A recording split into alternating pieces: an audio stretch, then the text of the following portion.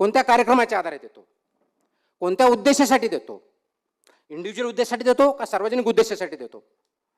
आणि हे शासन 2 वर्ष 5 वर्ष जे काही टेन्युअर असेल ते चालू असताना त्याच्यावरती लक्ष ठेवण्याचं जे सर्वात महत्त्वाचं काम नागरिकांचं असतं, समाजाचं असतं, ते आपण करतो का.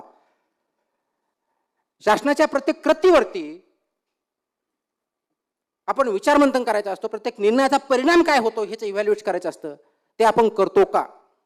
आणि ते जर करत असू तर मग त्यांचा कार्यकाळ किती असावा, मग त्यांना परत निवडून द्यायचं का, त्याचे परिणाम काय होते, जर चुकीचा निर्णय घेत असेल तर त्याला विरोध करतो का. ही जी कंटिन्युअस ऍक्टिव्हिटी आहे ती आपण करतो का, ह्या दुसऱ्या प्रश्नामध्ये आहे. आपल्याला अधिकार तर आहे, खूप मोठ्या प्रमाणात आहे, निवडून देण्याचा आहे, वॉच ठेवण्याचा आहे, कृतीवरती अंकुश ठेवण्याचा आहे, विरोध करण्याचा आहे, पण तो सार्वजनिक स्वरूपात आहे का एकट्या स्वरूपात वापर करतो, हा आपला खूप महत्त्वाचा प्रश्न आहे. त्याच्यावरती आपला दुसरा महत्त्वाचा इश्यू असतो.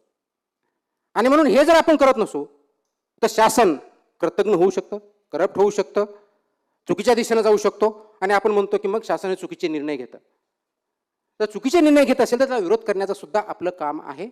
तो विरोध मात्र आपल्या रूल ऑफ लॉ, कारण डेमोक्रेसीमध्ये किंवा शासनामध्ये रूल ऑफ लॉ खूप महत्त्वाची गोष्ट असते. अदरवाईज राज्य आणि जंगल राज याच्यात काही फरक राहिला नसता. जंगल राजमधून आपण याच्यात आलो, राज्य अशासाठी अस्तित्वात आलं की there should be rule of law, म्हणजे सर्वांनी ते मान्य केलं पाहिजे.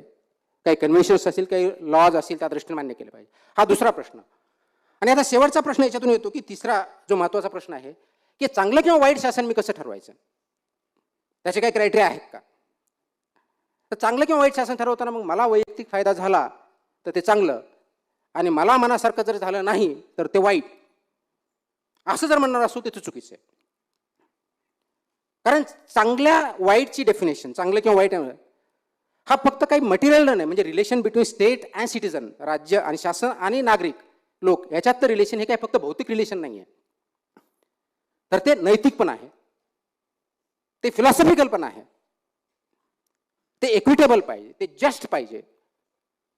तर त्या विषयाचा अभ्यास केल्यानंतर आपल्या लक्षात येतं की जे शासन निर्णय घेत आहेत ते नैतिकदृष्ट्या समाजासाठी, राज्यासाठी योग्य आहेत की नाही आहेत, ते इक्विटेबल आहेत का, ते जस्ट आहेत का, फक्त वैयक्तिक बेनिफिटसाठी न होता ते सार्वजनिक हिताच्या दृष्टिकोनातून आहेत का. म्हणून तो प्रश्न येतो की सार्वजनिक हित, public interest versus individual interest. मग ह्या 3 प्रश्नाचे उत्तर जर असतील आणि आपण डेमोक्रेसीमध्ये राहत असू, कारण आजच्या डेटपर्यंत सर्वात चांगलं गव्हर्नमेंट जे असेल, फॉर्म ऑफ गव्हर्नमेंट ज्याला म्हणतो, डेमोक्रेसी आहे. कारण आजच्या डेटला डेमोक्रेसीपेक्षा बेटर गव्हर्नन्स अजून फॉर्म आलेला नाही, किंवा चांगल्या प्रकारचं शासन याच्यापेक्षा असू शकतं अजून